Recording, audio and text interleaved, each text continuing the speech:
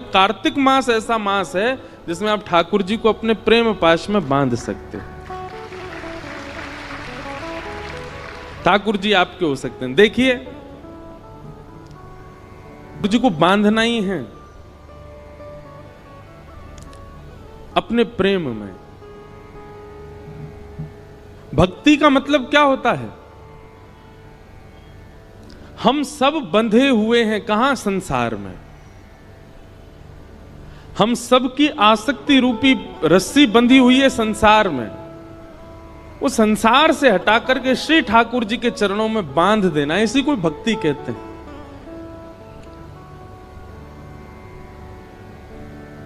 लेकिन संसार से जब हमारी आसक्ति रूपी रस्सी बंधी होती है तो हम बंधन में होते हैं, संसार तो मुक्त ही है। पर जब वह आसक्ति रूपी रस्सी ठाकुर जी से बांध दी जाती है तो ठाकुर जी भी बंध जाते हैं और हम भी बंध जाते हैं, दोनों बंध जाते हैं। पर जहां जहां हम जाते हैं, अनुब्रजाम में हम नित्यम पूये ये तन्य रेणु भी, भगवान कहते हैं फिर जहां जहां मेरा भक्त जाता मैं उसके पीछे पीछे जाता हूं। तो ये बहुत पवित्र मास है, ब्रह्म मुहूर्त में उठने की विधा है। अब हमारी तो स्थिति ऐसी हो गई है कि हम इतने थक जाते हैं कथाएं करते करते। अभी हमको थोड़ा सब संत जन भी कह रहे हैं, घर के लोग भी कह रहे हैं, अब अवकाश करना शुरू करो, कथाओं के बीच में 2-4 दिन का अवकाश रखो, थोड़ा आराम करो, पर हो ही नहीं पा रहा है। अब तो ऐसा हुआ है कि हमको आगे की कथाएं स्थगित करनी पड़ी हैं आराम करने के लिए। लेकिन आप सब लोग तो मुक्त हैं, तो कम से कम कार्तिक मास में प्रयास कीजिए, ब्रह्म मुहूर्त में उठिए और ब्रह्म मुहूर्त में स्नान आदि करके। भोपाल में अगर आपको व्यवस्था हो, यहाँ पे मंगला आरती 4-5 बजे होती हो मंदिरों में, तो पता नहीं, हमारे वृंदावन का तो माहौल देखने वाला होता है कार्तिक मास में। सुबह से ही सब ब्रजवासी और दर्शनार्थी और आगंतुक जितने भी लोग होते हैं वे सब निकल पड़ते हैं, यमुना स्नान करेंगे, राधा वल्लभ, बांके बिहारी, राधा रमण, रास मंडल, सेवा कुंज, सब जगह मंगला करते हैं, ठाकुर जी के मंगल दर्शन करते हैं। तत्पश्चात दामोदराष्टकम का पाठ करते हैं, सुंदर सुंदर भावों का पाठ करते हैं, तुलसी जी की विशेष आराधना करते हैं, तुलसी के सूखे लकड़ों से ठाकुर जी की आरती करते हैं। हमारे एक पंडित जी बता रहे थे कि कोई संत कथा में कह रहे थे कि एक बार कोई चूहिया दौड़ करके जा रही थी तो गलती से तुलसी के सूखे लकड़े पड़े थे, एक लकड़ी पर पैर पड़ गया तो वो उछल करके ठाकुर जी के सन्मुख अर्पित हो गई कार्तिक मास में। तो उसका परिणाम ये हुआ कि वो अगले जन्म में ठाकुर जी की कोई अनन्य सखी बन करके आई, अनन्य कोई प्रियसी बन करके आई। तो हम सब चुहिया तो नहीं है, हम सब तो मानव हैं। कहने का अभिप्राय, भूल से भी यदि ठाकुर जी को तुलसी अर्पित हो जाती है या तुलसी के सूखी लकड़ी से ठाकुर जी की आरती हो जाती है तो कार्तिक मास में उसका फल देखो। पुनः हम एक बात कह दें, वृंदावन की जो रस रीति है ना, वो प्रेम की भरी हुई है, वहां पर पुण्य की कामना नहीं होती। आपके भोपाल में, इंदौर में, बंबई में, दिल्ली में, कलकत्ता में, चेन्नई में, पंजाब में, हिमाचल में आदि आदि सब क्षेत्रों में पुण्य के लिए लोग भक्ति करते हैं, पर वृंदावन में पुण्य के लिए नहीं करते। वृंदावन में पुण्य की कामना नहीं होती है। वृंदावन में तो श्री कृष्ण चाहिए बस, और वो कृष्ण प्रसन्न रहे बस, ये कामना होती है। वहां पुण्य की कामना से कोई भजन नहीं करता। वृंदावन रस रीति अगर भाव आएगा तो कहूंगा इस कथा में। कार्तिक मास का आप सब लोग पालन करो। श्रीमद् भागवत जी का महात्मा हमने कल सुना, अब प्रथम स्कंद से कथा का प्रारंभ करते हैं। भाव आता है, रूप सनातन गोस्वामी ये दोनों आपस में भाई थे। सब लोग इधर देखो, सावधानी से सुनो। रूप गोस्वामी जिन्होंने श्री गोविंद देव जी को प्रकट किया, और सनातन गोस्वामी जिन्होंने मदन मोहन जी को प्रकट किया। सप्तनिधि का पद आप सबको याद ही है, उसमें प्रथम गोविंद हैं, दूसरे मदन मोहन हैं।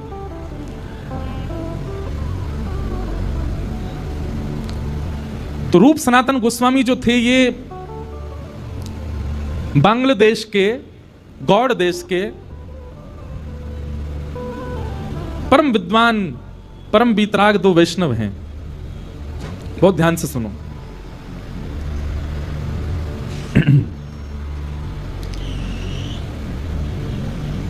एक मुस्लिम शासक राजा था वहां पर। तो आप दोनों ने, आपके पिताजी ने इतना पढ़ा लिखा करके विद्वान किया दोनों को कि आप भविष्य कथन करते थे। एक राजा को इन्होंने कह दिया कि तुम भविष्य में चल करके बादशाह बनोगे। तो उस व्यक्ति ने इनसे कहा कि अगर मैं बादशाह बन गया तो अपना प्रधानमंत्री आपको बनाऊंगा। और बात सत्य हुई। कुछ समय बाद वो व्यक्ति बादशाह बन गया। तो उसने रूप सनातन गोस्वामी जी को मंत्री पद दिया, अपने यहां अलग अलग पद दिए। उससे हमारा प्रयोजन नहीं। पर रूप सनातन गोस्वामी इतने वैभवशाली थे, आपके पास में ऐसा कुछ भी नहीं है संसार में जो नहीं था। धन संपत्ति परिवार सबसे संपन्न थे। बस एक दिन की बात, दो कारणों से आप वृंदावन चले गए। वो दो कारण कौन से हैं? पहला कारण कि एक बार आप लोग दोनों हिसाब किताब कर रहे थे। तो हिसाब किताब करने में इतना समय लगा, कुछ हिसाब बैठ नहीं रहा था।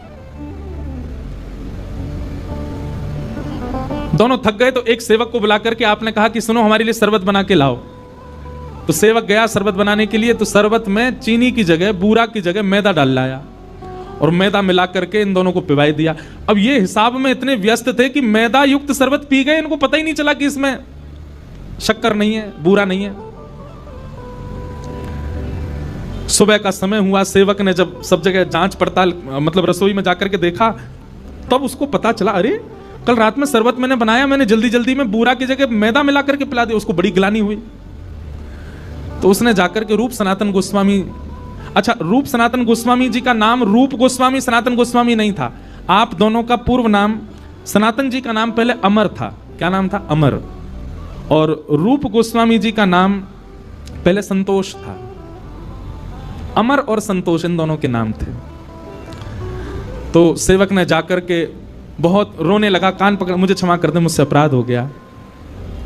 तो दोनों ने कहा, क्या बात है, तुमने क्या किया ऐसा? बोले, महाराज कल रात्रि आपने शरबत मांगा था। बोले, हाँ। तो जल्दी जल्दी में मैं उसमें शक्कर की जगह, बूरा की जगह मैदा मिला लाया था। मैदा युक्त शरबत आपको पिला दिया, मुझे क्षमा कर दो।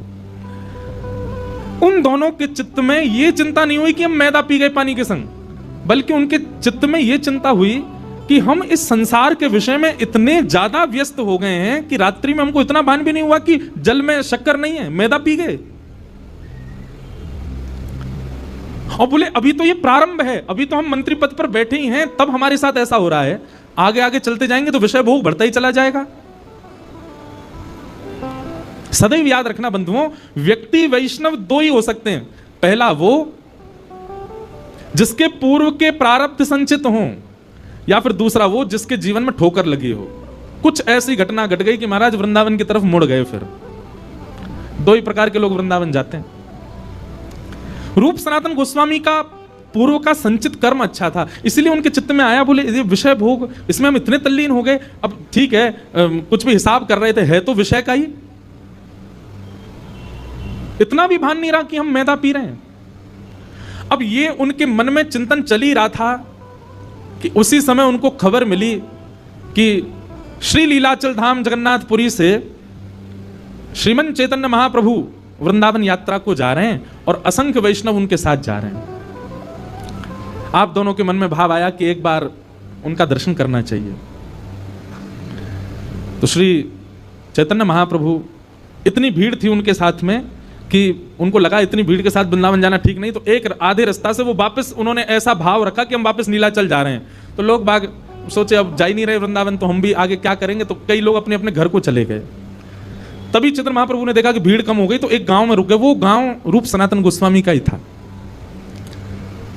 अमर और संतोष इनका नाम था पूर्व। आप दोनों गए चैतन्य महाप्रभु के श्री चरणों में जाकर के आपने प्रणाम किया और प्रणाम करके कहा कि महाराज अब ये संसार का विषय हमको भाता नहीं है, संसार के विषय भोग से हमारा मन उठता जा रहा है, हम क्या करें। तब चैतन्य करके आपने प्रणाम किया और प्रणाम करके कहा कि महाराज अब ये संसार का विषय हमको भाता नहीं है, संसार के विषय भोग से हमारा मन उठता जा रहा है, हम क्या करें। तब चैतन्य महाप्रभु ने आपको ज्ञान उपदेश किया और ज्ञान उपदेश करते हुए चैतन्य महाप्रभु बोले कि मैं तुम्हारे लिए ही आया हूं, मैं तो वृंदावन जा रहा था, पर तुम दोनों पर अनुग्रह करने के लिए ही मैं वापस लौटा और इस गांव में रुका हूं। तुम दोनों सदा से मेरे हो, तुम्हारी स्थिति ये नहीं है, तुम्हारी गति ये नहीं जो तुम कर रहे हो, तुम्हारी गति तो वृंदावन है, तुम्हारी स्थिति तो वृंदावन है। जितना शीघ्र हो सके वृंदावन चले जाओ। तो हम सनातन गोस्वामी के विषय में पहले चर्चा कर रहे हैं, मदन मोहन लाल जी के।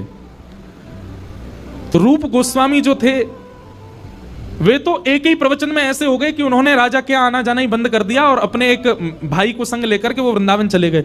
लेकिन रूप गोस्वामी के वृंदावन जाने से राजा को इतना क्रोध आया, उसने सनातन गोस्वामी को अपने यहां कैदी बना लिया। ठाकुर जी ऐसे ही प्रकट नहीं हो जाते, ऐसे ही नहीं मिल जाते। बहुत पापड़ बेले हमारे आचार्यों ने, बहुत कष्ट सहा आचार्यों ने, तब जाकर के सप्तनिधि प्राप्त हुए हमें। एक भाई चला गया वृंदावन और उस भाई के छोड़ के जाने के क्रोध में राजा ने सनातन गोस्वामी को अपने यहां बंदी बना लिया। रूप गोस्वामी को जब ये बात पता चली तो पीड़ा तो उनको बहुत हुई, लेकिन बोले अब मैं क्या करूं। पत्र लिख करके भेजा, बोले भैया किसी भी प्रकार से जो आप कर सको आप वहां से निकल करके वृंदावन आ जाना। और एक समय आया, फिर वो लंबी कथा है कि सनातन गोस्वामी जैसे तैसे निवृत्त होकर के वृंदावन आ गए। आप श्री को जब वृंदावन आए तब पता चला कि रूप के तो गोविंद देव प्रकट हो गए, रूप गोस्वामी के भक्ति भाव से श्री गोविंद देव जी प्रकट हो गए। सनातन गोस्वामी जी को बहुत विरह हुआ कि नाथ आप रूप से ज्यादा प्रेम करते हो। उसको आपने एक ही प्रवचन में वृंदावन बुला लिया, उसको बंदी भी नहीं बनना पड़ा और वृंदावन आकर के इतने वर्षों तक यहां भजन पूजन करके आपने प्रकट होकर के अपनी सेवा भी दे दी। मुझ में क्या कमी, मेरा मन भी तो शुद्ध है, मेरे मन में भी तो भाव है, आप मेरे लिए कब प्रकट होगे। यह विरह भावना प्रकट हुई। इसी भावना से आपने चैतन्य महाप्रभु के श्री चरणों में प्रणाम करते हुए निवेदन किया आचार्य प्रवर कुछ ज्ञान प्रदान करें। तब 10 दिन तक महाप्रभु जी का प्रवचन संग किया उन्होंने और महाप्रभु जी बोले कुछ नहीं, बस तुम चिंतन किया करो, नित्य नेत्र बंद करके ठाकुर जी से ही पूछा करो कि वो तुम पर अनुग्रह कब करेंगे, अपने आप ठाकुर जी तुमको कृपा करके सेवा प्रदान करेंगे। सनातन गोस्वामी, अच्छा रूप सनातन ये नाम चैतन्य महाप्रभु ने ही रखे थे दोनों के। सनातन गोस्वामी ध्यान करने बैठते और अपने ध्यान में बैठे बैठे ठाकुर जी से रोते कि नाथ मुझ पर अनुग्रह कब करोगे, मुझ पर कृपा कब करोगे। और स्थिति ये आ गई कि सनातन गोस्वामी के मन में ये भाव आने लगा शायद मैं अभी भी विषय में पड़ा हूं, रूप गोस्वामी निकल चुके इसलिए उनको मिल गए, मेरे शायद अभी भी विषय भोग बचे इसीलिए ठाकुर जी नहीं आ रहे हैं। तो धीरे धीरे सब वस्तुओं का त्याग करने लगे, वस्त्र कम पहनने लगे, इच्छाओं की कटौती करने लगे। पहले भोजन भी बहुत करते थे तो 7 दिन का भोजन 3 दिन करने लगे, 3 दिन का भोजन 1 दिन करने लगे, 1 दिन में भी 1 बार करने लगे और वह भी भिक्षा मांग करके करने लगे। एक समय तो ऐसा आया भिक्षा भी नहीं मांगते, कोई दे जाएगा तो मैं इतना त्याग करूंगा ठाकुर जी को आना पड़ेगा मेरे पास। इतना त्याग किया, इतना त्याग किया। सनातन गोस्वामी के उस भाव से ठाकुर जी रीझ गए। एक दिन सनातन गोस्वामी बैठ करके भजन कर रहे थे, तभी देखते हैं कि आपके मनोभाव में त्रिभंग लली श्याम सुंदर प्रकट हो गए और जैसे प्रकट हुए आपने दौड़ करके चरण पकड़े। अभी मन में ही चिंतन कर रहे हैं, दौड़ करके चरण पकड़ लिए और पकड़ करके कहा नाथ मुझे कब मिलोगे आप, मुझे कब दर्शन दोगे आप। तब ठाकुर जी बोले आपके भाव से मैं बहुत प्रसन्न हूं, मैं बस प्रतीक्षा कर रहा था आपके भाव सुंदर होने के। आप मथुरा जाओ और मथुरा में परशुराम चतुर्वेदी नाम के एक ब्राह्मण हैं, उनके घर में मैं विराज रहा हूं, वहीं से मुझको लेकर के आओ। सनातन गोस्वामी जी तुरंत मथुरा पहुंच गए और मथुरा में जाकर के अब ऐसे कैसे मांग लाए ठाकुर जी को, तो योजना बनाई क्या करें। बोले भिक्षा के बहाने जाते हैं। पहले पूछा सनातन ये परशुराम कहाँ रहते हैं, जब उनका घर मिल गया तो रोज भिक्षा मांगने जाते और भिक्षा मांग करके उनके यहाँ जैसे भिक्षा मांगने जाते, कपाट खुलते, गेट खोल करके जैसे भिक्षा देने आते, सोई मदन मोहन जी सामने बैठे रहते और उन्हीं को ही निहारते रहते। कितने सुंदर, कितने प्यारे। पहले ही ठाकुर जी चित्त में आकर के बता चुके हैं कि मैं उनके घर से तुम्हारे पास आऊंगा। सनातन गोस्वामी की स्थिति का भी विचार करो बंधुओं, वे अपने हृदय के ठाकुर को दूर से निहारते हैं, पर ऐसे मांग के ले जा नहीं सकते। किसी के ठाकुर को कैसे मांगोगे? आकर के रुदन करते और ठाकुर जी से प्रार्थना करते, आप ही कुछ करो ना, मैं कैसे मांग के लाऊं आपको? भगवान बोले स्वप्न में आकर के, बोले कल जब वो मैया भिक्षा देने आएगी तो उससे थोड़ा संवाद करना। क्या संवाद करूं? बोले बस मेरी सेवा का भाव पूछना, उसी से ही कोई योजना बनेगी। तो सनातन गोस्वामी दूसरे दिन गए, भिक्षा मांगने लगे। तो मैया, एक बूढ़ी मैया आती थी भिक्षा देने, जैसे भिक्षा देने लगी तो सनातन गोस्वामी बोले, मैया इनकी सेवा कैसी है, कैसी सेवा करती हो, आनंद आता होगा खूब। मैया अपना सिर पकड़े, बोले बाबा दूर से ही देख लो, ये दूर से ही प्यारो लगे, जाके घर में आ जाए, जाके चित्त में आ जाए, जाके जीवन में आ जाए, बाको सब कुछ लुटवाए दे। मेरो इतनो बड़ो घर, मेरो इतनो बड़ो परिवार सब छुड़वाए दियो जाने। मेरो परिवार बिखर गयो, मेरे बालक बिखर गए, सब मुझसे दूर रहते चले गए। और सुनो बाबा, मेरो तो सब लुटवाए दियो, अपने सबरे खजाने भर लिए जाने, अपनी पोशाक, अपनो श्रृंगार, अपनो मुकुट, अपनो ही सिंहासन, सब अपनो ही भरतो चलो गो। बाबा दूर से देख लियो या लेवे को मत बनाइयो, सब लुटवाए देखो। सनातन गोस्वामी बोले, माँ आप हमारी ओर जरा दृष्टि डाल के देखो, हमारे पास कुछ लगता है आपको? हम पहले ही सब छोड़ चुके हैं, हमारे पास तो केवल एक लंगोटी है बस, इसके अलावा कुछ नहीं है। ये अगर आ भी गए हमारे पास में तो हमारा क्या छुड़वाएंगे? बचा ही नहीं कुछ भी। परिवार हमने छोड़ दिया, भोजन हमने छोड़ दिया, इच्छाएं हमने त्याग दी। अरे एक कुटिया किसी ने बना के दे दिया, नहीं तो मैं तो वृक्ष के नीचे रहता था, घर भी नहीं। और जबकि ये रूप सनातन गोस्वामी बड़े संपन्न परिवार से थे बंगाल में, सब छोड़ छाड़ के आ गए। बोले मैया सब तो छूट गया, अब क्या छुड़वावेंगे ये मेरा? और मैया आप इतनी परेशान हो, आपको बहुत परेशान कर रहे हैं, तो आप इनको मोकू दे दो। मैया बोली बाबा भले ही सब कुछ छुड़वाई दियो यानी मेरो, लेकिन दूंगी ना है, रहेगो मेरे पास ही। सनातन गोस्वामी बोले तो बोले अब क्या चाह रही हो, क्या छुड़वा मैं आपके? प्राण छूट जाएंगे तब दोगी हमें? अब आपका भी मैया सब चला गया, प्राण ही बचे हैं बस। और सोचो कहीं आपके प्राण चले गए और फिर उसके बाद आपके दूर के रिश्तेदारों ने आकर के विवाद किया, इनके गहना सोना सब चुरा के ले गए, तो आपको वैकुंठ जाकर के बहुत कष्ट होगा मैया कि मैंने इतनी संपत्ति बढ़ाई मदन मोहन जी की, सब मेरे परिवार के लोग लूट ले गए। इससे बढ़िया प्राण जामे वासे पहले पहले इनको कहीं व्यवस्थित कर जाओ। मैं ना कह रहा हूं मुझे देख के जाओ, पर देख लियो मेरे पास कुछ है नहीं, मैं रख लूंगा इनको। मैया बोली विचार करूंगी। रात्रि में स्वप्न में मैया के स्वप्न में ठाकुर जी आ गए और मैया से आके बोले मैया तू कैसी है? बोले इतने वर्ष है गए मुझे सेवा करते भय, आज तक स्वप्न में आके तुमने यो ना पूछी कैसी है?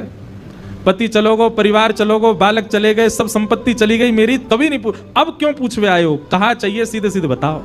ठाकुर जी बोले मैं यूं कह रहा हूं कि मैंने सब तो ले लियो, अब एक ही चीज तेरे पास बची है, वो लेवे वार हूं मैं। मतलब ठाकुर जी इनडायरेक्ट वे में कह रहे हैं तेरे प्राण लेवे वार हूं। और मैया तेरे प्राण चले जाएंगे तो फिर मुझे भोजन कौन कराएगा, मेरी सेवा कौन करेगा? मैया बोली आजकल वो कल परसों एक बाबा आयो, वो आपको मांग रहे हो, वो ऐसी बात कर रहे हो, आप भी स्वप्न में आके ऐसे कहा बात कहा है मुझे बताओ। बोले मैया तेरे जीवन के केवल 7 दिन बचे हैं, वहां से पहले पहले तू वह बाबा को मुंह दे दे।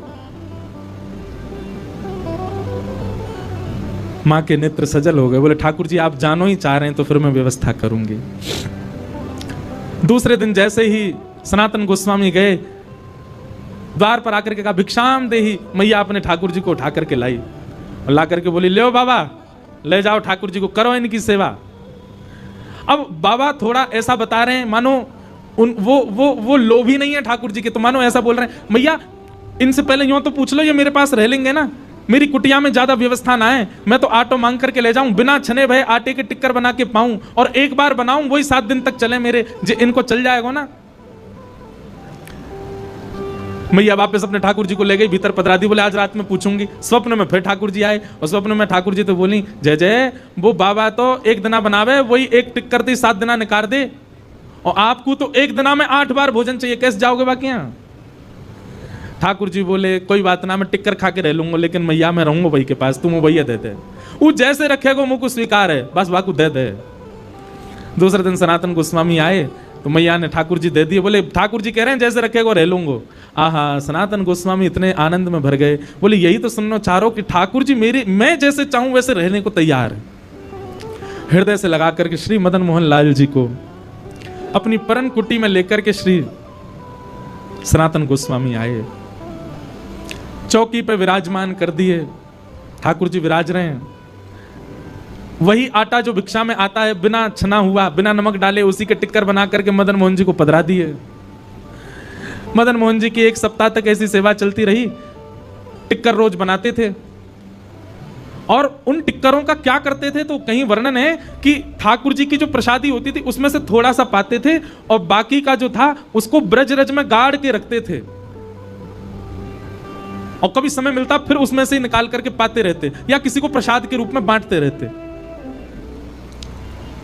5-6 दिन तक ठाकुर जी ने सेवा कराई और कुछ दिनों बाद ठाकुर जी स्वप्न में आकर के बोले, बाबा बहुत मन लग रहा हो मेरा तुम्हारी कुटिया में, तुम ऐसे भजन करते रहो, पूरे दिन टिक्कर बना के मुंह को पवाओ, बाबा बहुत सुख मिल रहा, लेकिन एक बात है। बोले कहा, नेक नमक बुरक दे करो आटे में, नेक सो स्वाद आ जाएगा वहां में।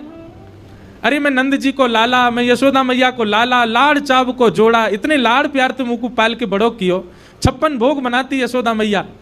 बाबा मुंह में नेक भोजन की रुचि है, पर मैं ज्यादा ना कह रहा हूं आपसे, मैं यूं ना कह रहा हूं कि बहु व्यंजन बनाओ, पर या आटे में नेक नमक तो डाल दे करो। सनातन गोस्वामी जय जय, आपको बहुत श्रम है क्यों, मैं अभी जाऊं, कल से भिक्षा में नमक भी लेके आऊंगा। और दूसरे दिन आटो भी लाए, नमक भी लाए, आटे में नमक डाल करके टिक्कर बना के पवा दिए। 6-7 दिन ठाकुर जी ने प्रेम से पाए। 7 दिन बाद ठाकुर जी फिर आ गए। सनातन गोस्वामी बोले कहो जय जय, अब ठीक है, नमक को स्वाद आ रहा है। ठाकुर जी खांस खांस के बोलन लगे तो सनातन, अरे जय जय खांस काई करे, बोले रूखी रोटी है ना, इरज गई है मेरे गले में, सबरी जमाए गई है यहीं पे। ओहो जय जय, आप तो बड़ी पीड़ा में हो, तो क्या करूं। बोले नेक घी ले आए करो, रोटी में नेक टिक्कर में नेक घी बोर के मुंह को फिर पवाए करो। सनातन गोस्वामी बोले ठीक है, मैं घी की व्यवस्था करूंगा। कहां पहले सब छुड़वा दिया सनातन गोस्वामी, वस्त्र तक उनके छुड़वा दिए, परिवार छुड़वा दिया, बहु व्यंजन छुड़वा दिए, और अब धीरे धीरे सब ला रहे हैं उनके घर में। पहले आटो आ गयो, फिर नमक आ गयो, फिर घी को डिब्बा आ गयो। 7-8 दिन तक ठाकुर जी ने प्रेम से पायो। फिर ठाकुर जी प्रकट है गए मन में, जय जय, अब तो नमक भी डाल रहा हूं, घी भी चुपड़ रहा हूं, अब कहा चाहिए। ठाकुर जी बोले मैं कछु ज्यादा ना मांग रहा हूं, मैं तो यूं कह रहा हूं आप कंडा जराए करके वहीं पर टिक्कर सेकें, मुंह को लगे कंडा बेचारे बहुत देर तक ऐसे ही रह जाएं, उनमें कछु और भी बन सके। आप एक आलू लियाए करो और जैसे ही कंडान की अग्नि समाप्त हो तो भुनवे डाल दे करो। जैसे ही कंडान में आलू भूल जाएंगे, उनको बढ़िया छिलका उतार के नमक रह भैया, नमक डाल के और बाकी चटनी बना के मुंह पवाए दे करो। सनातन गोस्वामी जी ने ठाकुर जी उठाए गोद में, बोले चटोरे लाल, मेरे पूरे घर में पहले तो सब छुड़वाए दियो, मेरे व्यंजन छुड़वा दिए, मेरो भोजन छुड़वा दियो, मेरो घर छुड़वा दियो, परिवार छुड़वा दियो, वस्त्र छुड़वा दिए, और अब धीरे धीरे सब, अरे ये एक दिन आवे को मेरे घर में 56 भोग बनने लगेंगे, मैं भजन कब करूंगा फिर, रुको तो मैं वही मैया के पास ही छोड़ के आऊं। जैसे ही मदन मोहन जी को उठा के ले जाने लगे, प्रत्यक्ष मदन मोहन जी प्रकट हो गए, प्रकट होकर हृदय से लगा लिया और हृदय से लगा करके बोले, बाबा तू जैसे रहेगो रहूंगा तेरे सिर पे ही, तो छोड़ के ना जाऊंगा। हाँ मैं 56 भोग पाऊंगा एक दिन तेरे हाथन सो, लेकिन पाऊंगा तेरे हाथन सो, नहीं जाऊंगा छोड़ करके। बंधुओं, ठाकुर जी विरह देते हैं ना, इसका मतलब ये नहीं है कि वो निष्ठुर हैं। ठाकुर जी संबंध छुड़वाते हैं, मित्र छुड़वा देते हैं, संसार के विषय भोग छुड़वा देते हैं, इसका मतलब ये नहीं कि वो निष्ठुर हैं। वो चाहते नहीं आपको कि आप किसी के संग रहो, ऐसा नहीं है, केवल परीक्षा ले रहे हैं। लेकिन आपने ठाकुर जी के द्वारा दी गई हर स्थिति को स्वीकार कर लिया तो ठाकुर जी उससे इतने प्रसन्न हो जाएंगे कि जैसे सनातन के हृदय से लग गए वैसे हमारे हृदय से लग करके ठाकुर जी कहेंगे, जैसे रखेगो रहूंगा तेरे संगे। ऐसे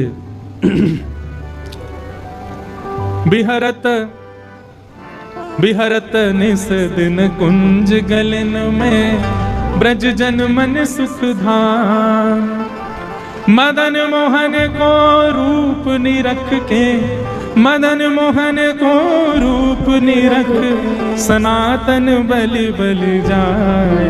वृंदावन प्यारो वृंदावन, वृंदावन प्यारो वृंदावन। बोलो मदन मोहन लाल की। बड़े प्यारे ठाकुर हैं हमारे वृंदावन के। अब करौली राजस्थान में विराजते हैं। तो देखो सनातन गोस्वामी जी की कथा से आपने क्या सीखा? भगवत प्राप्ति के लिए, ठाकुर जी प्राप्त हों उसके लिए सबसे पहले क्या आवश्यक है? एक गुरु, सदगुरु का संग।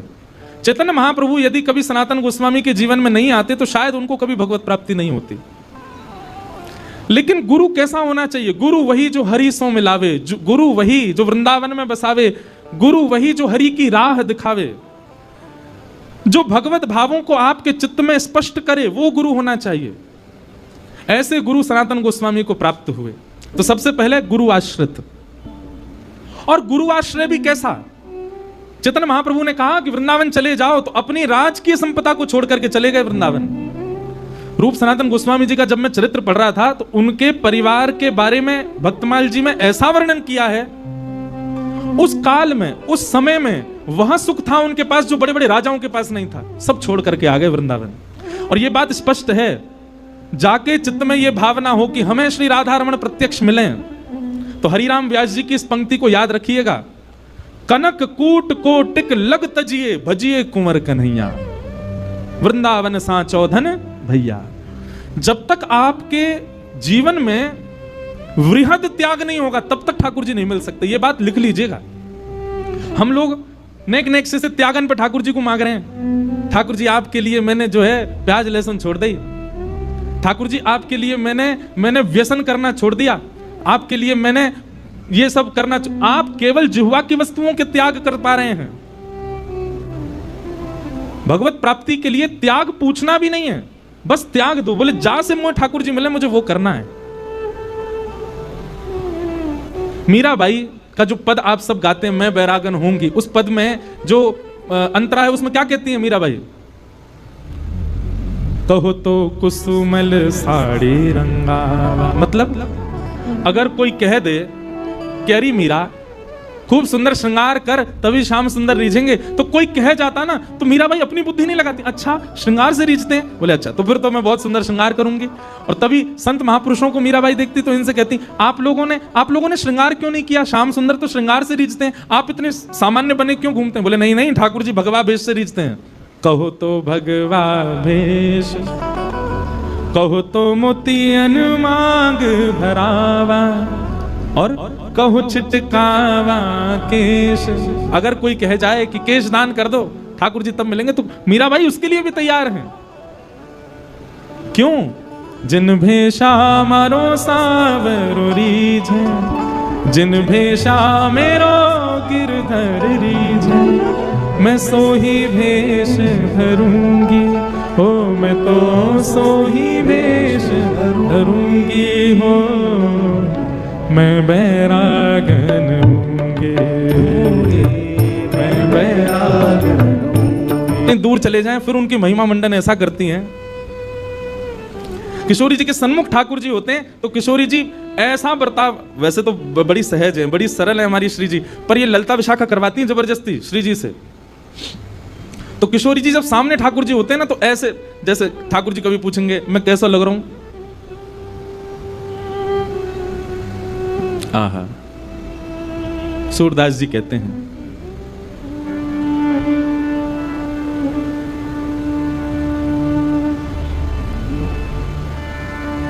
हमसे कहो तुम ही क्यों ना देखो, हमसे कहो तुम ही क्यों ना देखो, हम गोरी तुम श्याम बिहारी, हम गोरी तुम श्याम बिहारी। अच्छा यहां तक भी किशोरी जी ने कह दिया कि हम गोरी तुम श्याम बिहारी, इतने में ही चल जाता काम।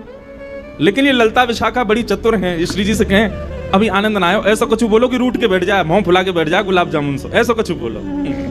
तब श्री जी अगली पंक्ति क्या कहती हैं? और सुनो श्याम सुंदर, आप पूछ ही रहे हो कि आप लग कैसे रहे हो, तो और सुनो। बोले नहीं नहीं मैंने सुन लियो कि आप गोरी हैं, मैं श्याम हूं, बस इतना ही बहुत है। बोले नहीं नहीं सुनो तो, हमरो मुख जैसे चंद उजियारो, हमरो मुख जैसे चंद उजियारो, और तुमरो मुख जैसे रैन अंधियारी, तुमरो मुख जैसे रैन अंधियारी। किशोरी जी कह रही हैं हम तो पूर्णिमा के चंद्रमा और तुम अमावस्या की रात। सोई महाराज ठाकुर जी को मुंह फूल गो। तो श्री जी जब सामने होते हैं ना ठाकुर जी, तब तो ऐसा बर्ताव करती हैं, लेकिन जब ठाकुर जी कहीं चले जाते हैं, तो प्रेम का ये स्वरूप होता है। प्रेमी जब सन्मुख हो तो उसकी ज्यादा प्रशंसा नहीं होती। पत्नी अच्छा भोजन बनाए और पति से वो उसकी प्रतीक्षा ही रहती है कि परोस दें, और वो बस खड़ी रहती है कि ये भोजन पाए तो कुछ बोले, वो सुनने के लिए ही खड़ी रहती है। लेकिन पति का स्वरूप क्या है, उसको अच्छा लगता है लेकिन फिर भी वो ज्यादा प्रशंसा नहीं करता। इसमें नींबू कम है, तुम यार मिर्च बहुत डालते हो, कम डाला करो, ये कर मुंह फुला के चली जाएगी। ये प्रेम का ही तो स्वरूप है। आप कहोगे आपको कैसे पता, आपका तो हुआ नहीं, हमारा नहीं हुआ, पर हम जितनों के बीच रहते हैं सबका हो रखा है, तो इसलिए अनुभव होता रहता है हमको। और सबसे बड़ी बात भैया, हम तो शाम शाम की लीला सुनते रहे, पढ़ते रहे, वहां में अनुभव हो गए। तो प्रेम का ही स्वरूप होता है। प्रेमी सन्मुख हो तो ज्यादा प्रशंसा नहीं होती। ठाकुर जी जब दूर चले जाते हैं तब श्री जी कहती हैं सब सखियों से, अगली बार विधाता मैं बनाऊंगी। तो ललिता विशाखा कहती हैं क्यों, देखे ना कैसे लग रहे श्याम सुंदर, कितने प्यारे लग रहे। विशाखा जी बोली जब सामने हूं मैं तो ऐसी बुराई करो, और पीछे चले जाएं तो ऐसे इतनी बोले ना, वो सामने कहूं ना हूं, ज्यादा इतरामन लगेंगे फिर। या हमारे पीछे से ही कह रही हूं, अगली बार विधाता मैं बनाऊंगी और वह विधाता को नियम समझा दूंगी। रोम रोम प्रति नैन बनाऊं। सब सखी बोली आहा, रोम रोम से ठाकुर जी दिखेंगे। किशोरी जी बोली इतना ही नहीं, एक नियम और बनवाऊंगी। बोले कहा, एक टक रहे पलक ना बनाऊं। बोले रोम रोम में नेत्र प्रकट करवाऊंगी, और वे नेत्र भी बिना पलक वाले होंगे, ताकि श्याम सुंदर सामने आए तो हमारे नेत्र कभी झपके ही नहीं। आहा, सब सखियां जय जयकार करने लगी श्री जी की, श्यामा जी की। तब होंगे पूर्ण मनोरथ हमारे काम। श्री जी का ही पद है, तब हमारे मनोरथ पूरे होंगे जब रोम रोम से ठाकुर जी को हम निहार लेंगे। ऐसा प्रेम तो जिनको विरह है जीवन में, और विरह भी वृंदावन का, विरह भी श्री जी का, विरह भी ठाकुर जी का, आप भाग्यशाली हो। हम व्यास रूप में हैं इसलिए कुछ कह नहीं पाते, पर जब आपके नेत्रों में अश्रुबिंद ठाकुर जी के लिए देखते हैं ना, सही में इच्छा होती है आपको प्रणाम करें, क्योंकि आप बहुत भाग्यशाली हैं कि श्री जी की याद आती है, ठाकुर जी का स्मरण होता है, और उनके स्मरण में आपके नेत्र सजल होते हैं। व्यक्ति के शरीर में सबसे बहुमूल्य यदि कुछ है तो वो है अश्रुबिंद, सबसे बहुमूल्य है। और वो यदि आप ठाकुर जी के लिए प्रस्तुत करते हैं तो आप सबसे बहुमूल्य वस्तु ठाकुर जी को दे रहे हैं। लेकिन हमारी एक प्रार्थना सुनो, रुदन सबके सन्मुख नहीं होना चाहिए, और विशेष रूप से ठाकुर जी के सामने तो बिल्कुल ही नहीं होना चाहिए। रुदन तो एकांत में होना चाहिए। ठाकुर जी की कथा चल रही है, लीला हम सुना रहे हैं, आप वृंदावन में राधा वल्लभ जी को देख रहे हो, तो इन स्थितियों में अश्रु प्रकट होना यह सामान्य बात है, हो ही जाएगा। कथा कई बार ऐसी होती है कि अत्यंत घोर नास्तिक व्यक्ति भी रोने लग जाता है कथा में बैठा बैठा। वो भाव एक अलग विषय है, परंतु नेत्रों के अश्रु एकांत में प्रकट हों, वो गोपनीय वस्तु है, वो सबको दिखाने के लिए नहीं है। क्यों? क्योंकि जब आप सब अब रुदन कर रहे हैं, आपके नेत्रों में अश्रु आ गए, और किसी व्यक्ति ने आपका अगर उपहास किया तो आपके भाव को ठेस पहुंचेगी। आपकी भक्ति में वो उसको नामापराध कहते हैं। नामापराध में एक अपराध यह भी है कि उस व्यक्ति के सामने अपने भाव प्रकट करना जिस व्यक्ति को ठाकुर जी से दूर दूर तक कोई संबंध नहीं है। इसलिए अश्रुबिंद आप रोक ना पाओ तो विषय अलग है, परंतु फिर भी प्रयास करो कि कथा में ठाकुर जी के सामने, वृंदावन में राधा वल्लभ राधा रमण जी के सामने तो प्रसन्न मुद्रा में जाओ, प्रसन्न भाव में जाओ। जब वहां से निकल के कक्ष में आ जाओ तब एकांत में रुदन करो। एकांत में रुदन होगा ना तो काऊ दिना आंसू पहुंचे ठाकुर जी आ जाएंगे एकांत में, सबके सामने नहीं। भगवान स्वराट हैं, भले ही उनकी कांति श्याम वर्ण की है, भले ही ठाकुर जी सांवले हैं, पर ऐसा नहीं है कि अंधेरा हो जाए तो ठाकुर जी गायब ही हो जाएंगे। उनकी कांति में से प्रकाश प्रकट होता है। कितनी लीलाओं में इस बात को प्रमाणित किया गया है कि ठाकुर जी भले ही श्याम वर्ण के, पर जब कभी भी अमावस्या की रात्रि होती है, रात्रि में ठाकुर जी विचरण करते हैं, तो ऐसा नहीं ठाकुर जी अंतर ध्यान रहते हैं, दिखाई नहीं देते हो, इतने कार्य भी नहीं है। उनकी कांति जो है वो अद्भुत है। स्वराट यहां पर वर्णन है, ठाकुर जी जब चलते हैं ना तो पता कैसे लगता है, ऐसा लगता है नीली मणि घूम रही हो, नील मणि घूम रही हो। एक अद्भुत कांति प्रकट होती है ठाकुर जी के श्री अंग से। चार्थे स्वविज्ञ स्वराट और तेने ब्रह्म हृदय आदि कवये, जो ब्रह्मा आदि देवताओं को भी निर्णयात्मक बुद्धि से निर्णय प्रदान करते हैं कि तुमको ये करना है, तुमको ये करना है, तुमको, सब देवताओं के ऊपर जो अधिपति बनकर के बैठे हैं। तेने ब्रह्म हृदय आदि कवये मुह्यन्ति यत् सूरयः, बड़े बड़े देवताओं को भी जो अपने ऊपर मोहित कर लेते हैं, अपनी भ्रगुटी पर, अपनी चाल पर, अपनी मंद मुस्कान पर जो आकृष्ट कर लेते हैं। अग्नि, जल, वायु, आकाश, ये जिनके वश में है, पृथ्वी, पंच तत्व जिनके वश में हैं, वे जब चाहें तब इस पृथ्वी को एक एक क्षण में नष्ट कर सकते हैं। या तो जल निमग्न कर दें, या अग्नि निमग्न कर दें, या भूचाल ला करके सब ध्वस्त कर दें। अब देखो, अब इस श्लोक की हमने नेक सी व्याख्या करी तो भगवान का रूप ही बदल गया। कैसे हैं? बोले जिनकी भ्रगुटी टेढ़ी करने पर भूचाल आ जाता है, जिनके पैरों के नीचे ब्रह्मा आदि देवता हाथ जोड़ करके खड़े रहते हैं, जिनकी चाल पर, ढाल पर देवता मोहित होते रहते हैं, ऐसे श्री कृष्ण को प्रणाम करते हैं। परंतु यही श्री कृष्ण जब वृंदावन में आ जाते हैं तो रूप बदल जाता है।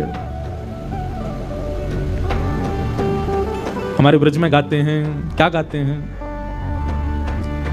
विष्णु अवतार विश्व पोषण करण, विष्णु अवतार विश्व पोषण करण।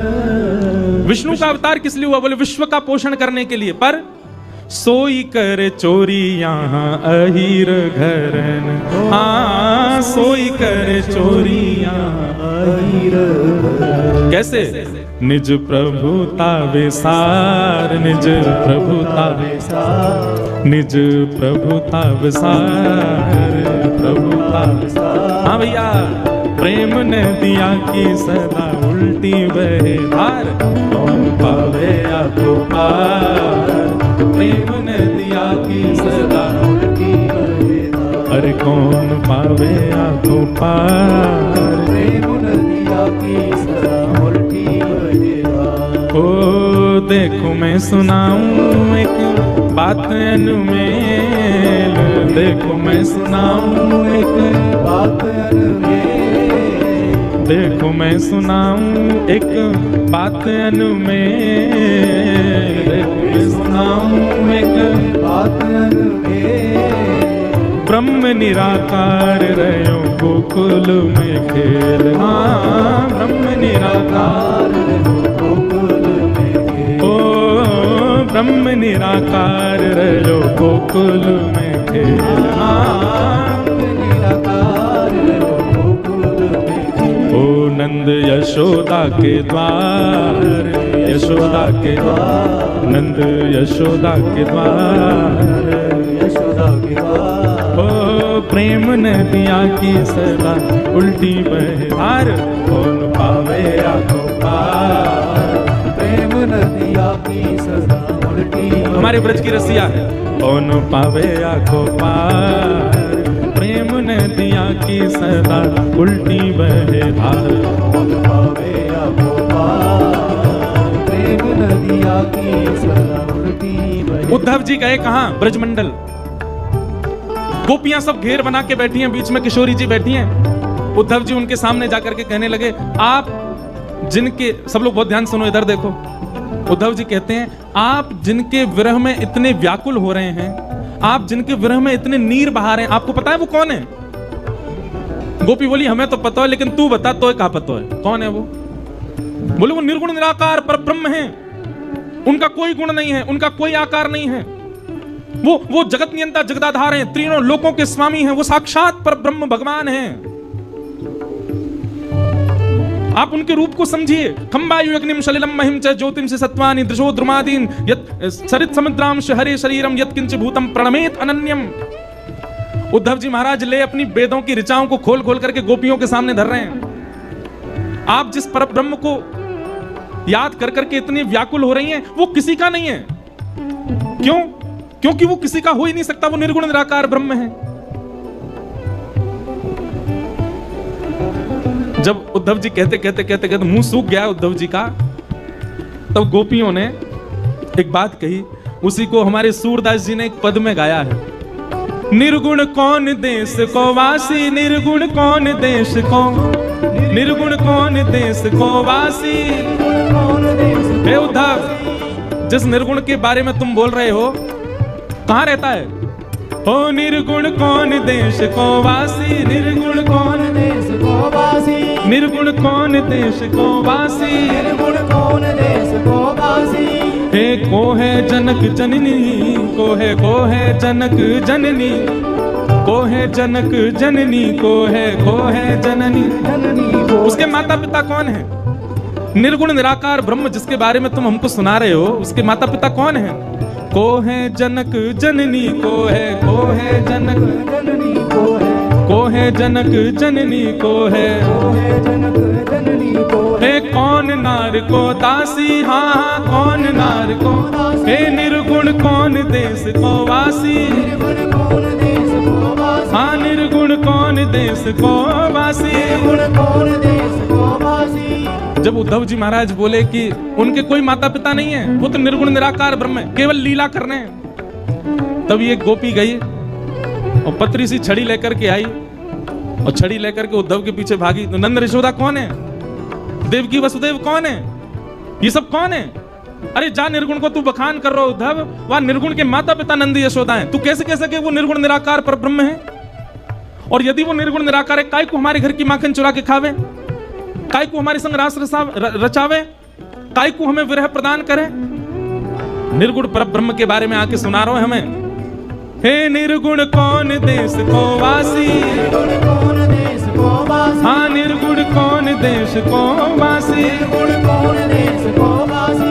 हो कैसो बरन भेष है, कैसो कैसो बरन भेष है, कैसो कैसो बरन भेष है, कैसो कैसो बरन भेष है, कैसो हे के ही रस अभिलाषी, हाँ हाँ के ही भेष है, कैसो कैसो बरन भेष है, कैसो कैसो बरन भेष है, कैसो हे के ही रस अभिलाषी, हाँ हाँ के ही रस अभिलाषी। निर्गुण कौन देश को वासी, निर्गुण कौन देश को वासी, निर्गुण कौन देश को वासी, निर्गुण कौन देश को वासी। हे सुनत कौन है रयो है ठगयो, सुनत कौन है रयो, सुनत कौन है रयो है ठगो, सुनत कौन हे सूर सबई मति नाशी, हाँ हाँ सूर सबई मति नाशी। हे निर्गुण कौन देश को वासी, निर्गुण कौन देश को, हाँ निर्गुण कौन देश को वासी, निर्गुण कौन देश को वासी। हे प्रेम नदिया की सदा उल्टी बह धार हो, प्रेम नदिया की सदा उल्टी बह धार, कौन पावे आको पार, प्रेम नदिया की सदा उल्टी बह धार, कौन पावे आको पार, प्रेम नदिया की सदा उल्टी। तो ठाकुर जी का स्वरूप यदि वेद और पुराणों में आप देखेंगे तो वह स्वरूप ठाकुर जी का बिल्कुल अलग है, लेकिन वही वृंदावन रस चर्चा में देखेंगे तो वहां के ठाकुर जी अलग हैं। रसखान कहते हैं ब्रह्म में ढूंढो पुराण न गायन, ना ही बतायो लोग लुगायन। मैंने सब जगह पर ब्रह्म को ढूंढा, मुझे वो नहीं मिले, तभी मिल गए। बोले कहां मिले? देखो दिरो एक कुंज कुटीर में रयो पलोटत राधिका पायन। तभी मैंने कुंज में जाकर के देखा तो रत्न सिंहासन पर किशोरी जी बैठी हैं और उनके श्री चरणों में अपने मुकुट रूपी मुकुट अविराजित शीश को झुकाए श्री श्याम सुंदर बैठे हैं। रसखान कह रहे हैं मैंने पहली बार पर ब्रह्म को वहां देखा। तो वृंदावन रस प्रकट ही इसीलिए किया गया कि वेद वर्णित जो श्याम सुंदर हैं, वेद वर्णित जो परमात्मा का स्वरूप है, उसको आप नहीं समझ पाओगे, उसको आप नहीं जान पाओगे। इसीलिए वृंदावन में ठाकुर जी ने ऐसा रूप धारण किया जिससे आप प्रेम कर सको। और एक बात हमारी सुनिएगा बहुत ध्यानपूर्वक, आपके मन में बहुत श्रद्धा उमड़ रही हो तो कहीं और जाओ, आपके मन में बहुत भावना उमड़ रही हो तो कहीं और जाओ, आपके मन में बहुत पुण्य की कामना उमड़ रही है तो भी कहीं और जाओ, आपके मन में प्रेम उमड़ रहा हो तभी वृंदावन आओ। वृंदावन में ना तो आपको पुण्य के लिए आना चाहिए, वृंदावन का आप जितना बखान सुनोगे, जितनी महिमा सुनोगे, जितनी प्रशंसा सुनोगे, पहुंच करके उससे 100 गुना ज्यादा है। वृंदावन का विपरीत है। जब वे वजह वृंदावन को याद करके स्वयं भगवान बताते हैं, जैसे ठाकुर जी का रूप स्वरूप महिमा कथा में हम बताते हैं, ऐसे ठाकुर जी अपने भक्त का लक्षण बताते हैं। क्या कहते हैं? वाग्गदगदा द्रवते यस्य चित्तं रुदत्य भिक्षणं हसति क्वचित् विलज्ज उद्गायत नृत्यते च मद्भक्ति युक्तो भुवनं पुनातु। ठाकुर जी कहते हैं, बोले बैठे बैठे मेरी कथा सुनते सुनते जिसका कंठ भर आता हो, मेरे भक्त के लक्षण क्या है भगवान बता रहे हैं, मेरी कथा सुनते सुनते जिसका गला भर आता हो, नेत्रों से अविरल अश्रुधार गिरने लग जाती हो, और अश्रुधार गिरते गिरते गला भरे भरे तभी मेरी कोई मधुर लीला सुन के रुदन करते करते हंसने लग जाता हो, और वही लीला सुनते सुनते चरम स्थिति में आकर के भुजा उठा करके उन्माद नृत्य करता हो, कभी हंसने लग जाए कभी रोने लग जाए, भुजा उठा करके बिना चिंता किए कौन क्या कहेगा मेरे संकीर्तन में नृत्य करने लग जाए। भगवान कहते हैं मद भक्ति युक्त तो वो मेरा भक्त है, जिसके नेत्र से बिना किसी कारण के बस मेरी याद में अश्रु आ जाते हों, वो मेरा भक्त है। तो ठाकुर जी स्पर्श करेंगे तो निश्चित है कि अश्रु आने हैं, तो भगवान का आगमन होता है, तो ही ऐसा होता है पंडाल में। तो हम क्या बता रहे थे कि जिस प्रकार आप विदेश की बहुत प्रशंसा सुनते हैं, पर जब आप वहां जाएंगे तो आपको अनुभव होगा कि जो सुना था वैसा कुछ भी नहीं है, बिल्कुल विपरीत है। ठीक वैसे ही देवलोक में पृथ्वी की बहुत महिमा गाई जाती है। ये देवता आपस में बैठे बैठे हम आप सबकी बड़ी महिमा गाते हैं, बोले इंसान कितने भाग्यशाली, इनको दर्शन करने के लिए बद्रीनाथ, केदारनाथ, वृंदावन, श्रीनाथ द्वारा दक्षिण में चले जाओ, तिरुपति बालाजी, वैष्णो देवी उत्तर भारत में, अमरनाथ, कितने सारे दर्शन के स्थान है ये, जब जहां चाहें जा सकते हैं, जब चाहें कथा सुन सकते हैं, जब चाहें अपने गुरुदेव के स्थान पर जा सकते हैं। इनके लिए कितने सौभाग्य की बात है, क्योंकि देवता सब जगह नहीं जा सकते, देवताओं के लिए प्रतिबंध है सब जगह जाना। नारद जी महाराज ने सोचा इतनी पृथ्वी की महिमा है तो मैं देख के तो आऊं पृथ्वी है कैसी, लेकिन नारद जी कहते हैं मैं पृथ्वी पर आया और पृथ्वी आकर के मैं सब जगह घूमा, पर जैसा मैंने सुना था वैसा मुझे कुछ नहीं मिला। आज आप पृथ्वी पर मानवों की जिस स्थिति को देखते हो, 5000 वर्ष पहले नारद जी ने वो सब लिखा है यहां पर।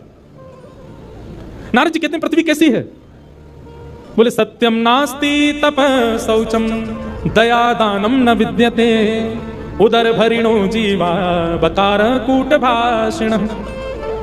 बहुत सावधानी से सुनो, नारद जी कह रहे हैं पृथ्वी कैसी है, बोले सत्यम नास्ति, सत्य नहीं बोलते यहां के लोग।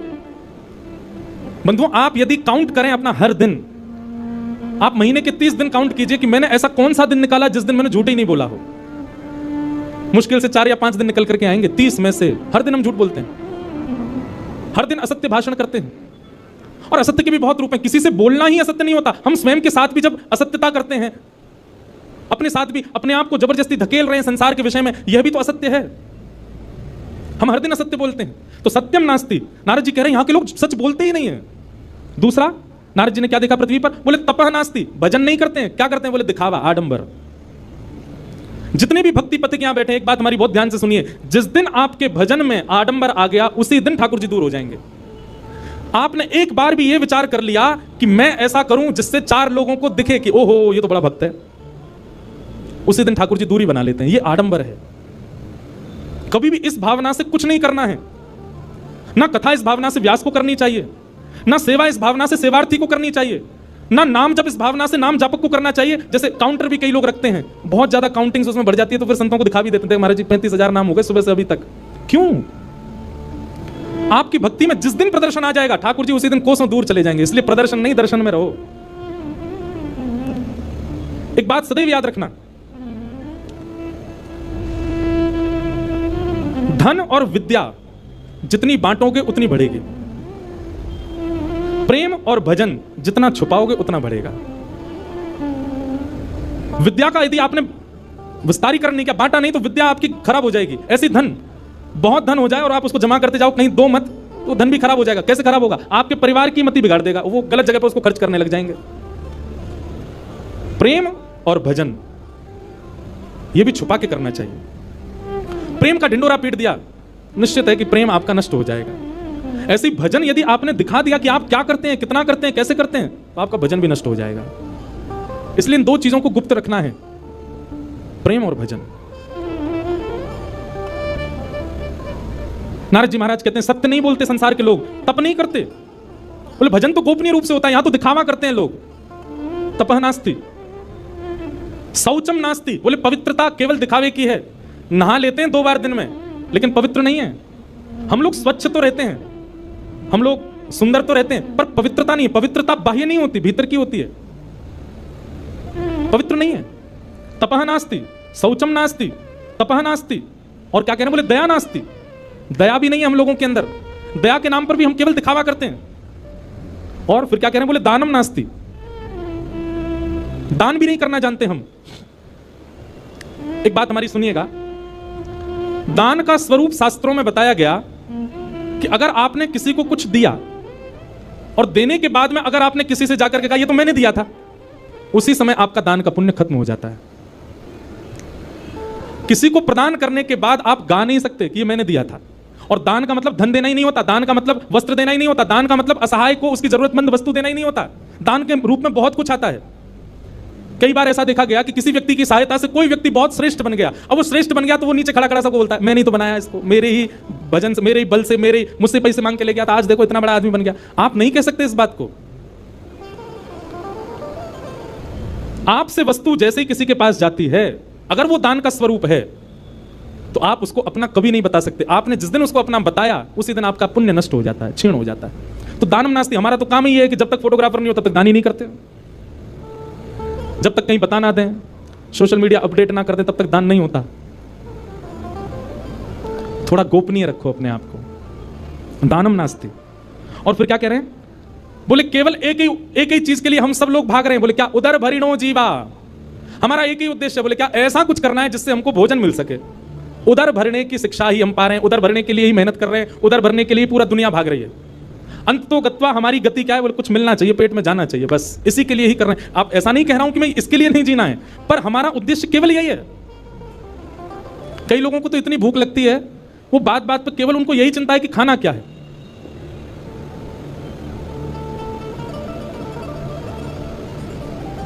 उदर भरिणो जीवा, नारद जी कह रहे हैं पृथ्वी के लोग ऐसे हैं। कैसे हैं, बोले उदर भरिणो जीवा। और फिर कैसे, बोले बरा का कूट भाषण, केवल दिखावे में अच्छा बोलते हैं, अंदर से सामने वाले का बुरा ही चाह रहे हैं। बस दिखावे में बोल रहे हैं कि आप अच्छे रहो, आपका ये काम बने, आपकी बिटिया बढ़िया रहे, आपके पुत्र बढ़िया रहे, पर भीतर से सब आपका अनिति चाहते हैं। और नारद जी ने बहुत कुछ वर्णन किया। और क्या कहते हैं, बोले पाखंड निरता संतो विरक्ता सपरिग्रह तरुणी प्रभुता के शाल को बुद्धिदायक। देखो, सत्य कड़वा होता है और कई लोगों को अच्छा भी नहीं लगता, पर यह सत्य है। हमको सत्य बोलना होता है तो हम मंच से ही बोल देते हैं। यहां सब सार्वजनिक सुन लेते हैं ना लोग, अब एकांत में कोई मिले तब नहीं बोलता मैं। क्या बात कह रहे हैं, तो कहते हैं पाखंड निरता संतो, बोले साधु संत सन्यासी विरक्त, ये भी संत इसलिए बने ताकि उसके रूप में आके पाखंड कर सकें। सबके लिए ऐसी बात नहीं कही जा रही है, पर अधिकतर परसेंटेज ज्यादा उन लोगों की है जिन्होंने भेष धारण किया है केवल। वास्तविक में वो संत नहीं है, वास्तविक में उनके मन में भाव नहीं है।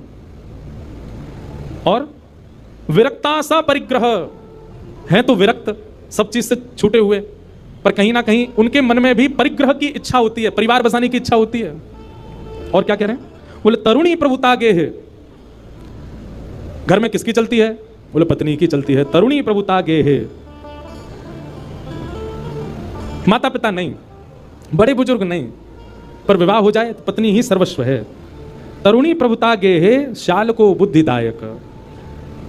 बड़े भैया की बात नहीं मानेंगे, छोटे भाई की बात नहीं मानेंगे, पर साले साहब यदि कुछ कहते हैं तो वो हमारे लिए सिरोधार्य है, शाल को बुद्धिदायक।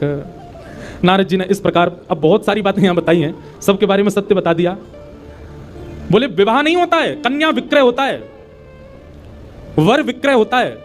बेटा को इसलिए नहीं पढ़ा रहे हैं कि तू पढ़ लिख के विद्वान, इसलिए पढ़ा रहे हैं तो पढ़ लिख के अच्छा बनेगा तो विवाह में हम इतनी मांग कर सकते हैं। ये सब नारद जी पहले ही बता रहे हैं। नारद जी कहते हैं पृथ्वी पर घूम करके मेरा मन बहुत अशांत हो गया, यहाँ के लोग तो बड़े विचित्र हैं।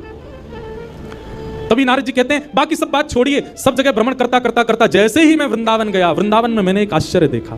क्या, बोले एक युवती, एक परम सुंदरी कन्या यमुना जी के तट पर बैठी है और उसकी गोद में 2 वृद्ध लेटे हैं।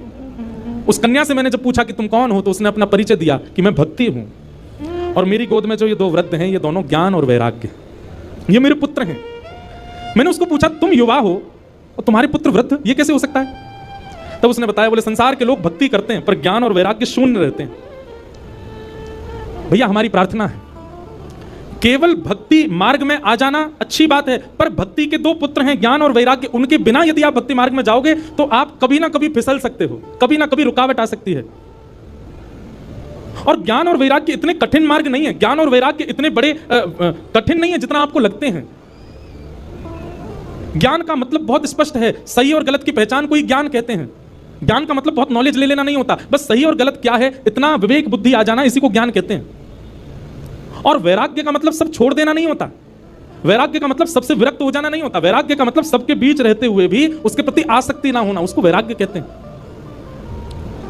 हम कथा वक्ता हैं, हम सब जगह जाते हैं, हर प्रकार के लोगों से मिलते हैं, हर प्रकार की वस्तु, हर प्रकार का भोग हमारे सामने आता है, पर उसके प्रति इच्छा ना होना, इसी को वैराग्य कहते हैं।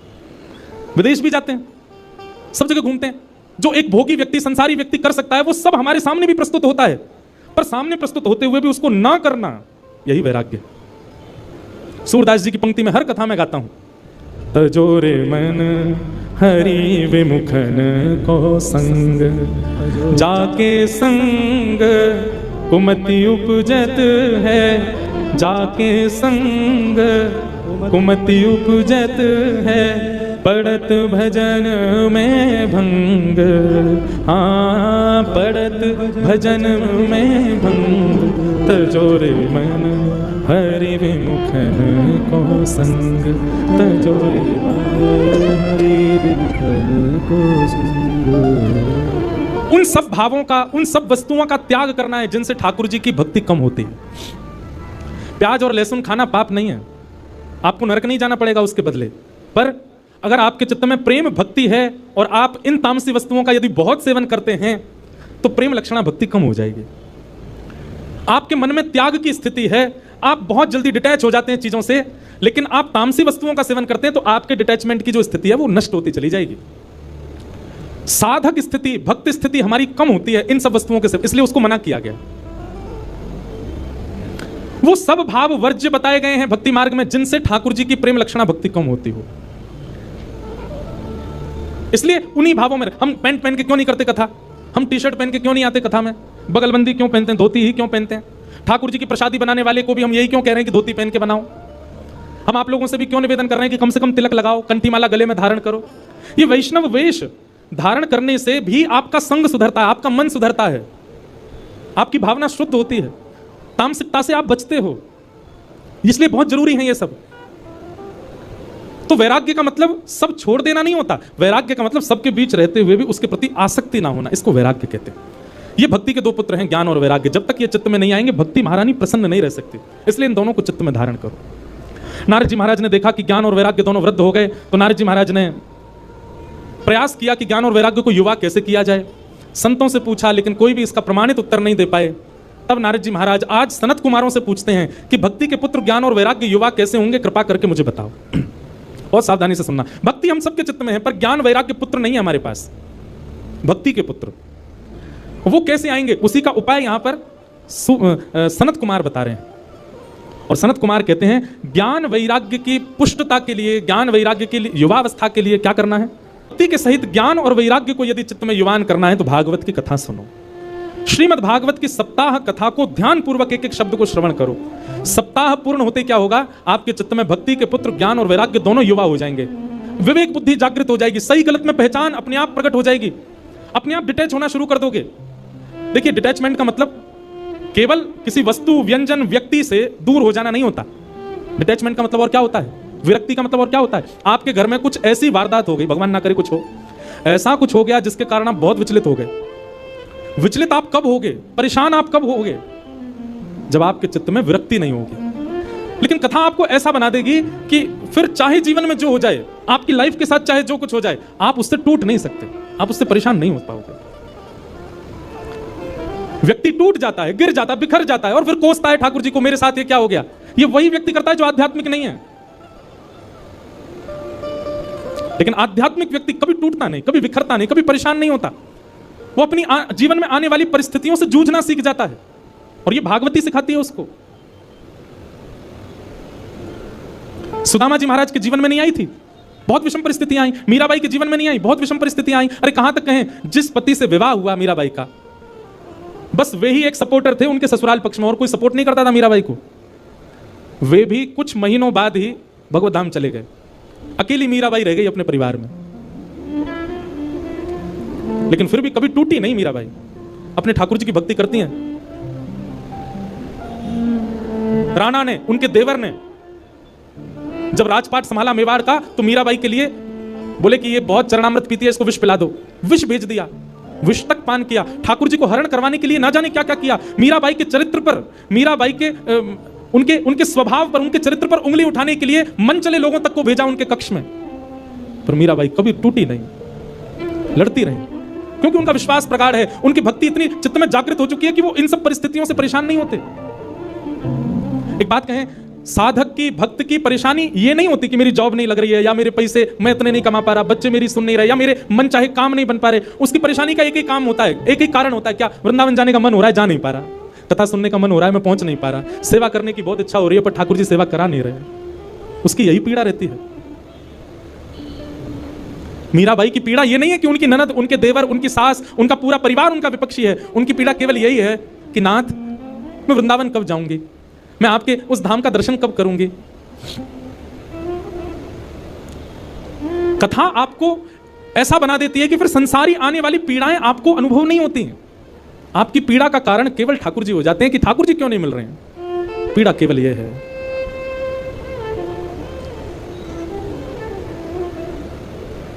मीराबाई का एक पद, वैसे तो सारे पद ही मीराबाई के बहुत अच्छे हैं, एक से एक पद है मीराबाई के। बंधुओं, कभी मीराबाई के, आज विपराग जी मुझको बोल रहे थे कि महाराज जी अगले वर्ष जब चंडीगढ़ में कथा हो, इसका मतलब अगले वर्ष भी आएंगे हम। तो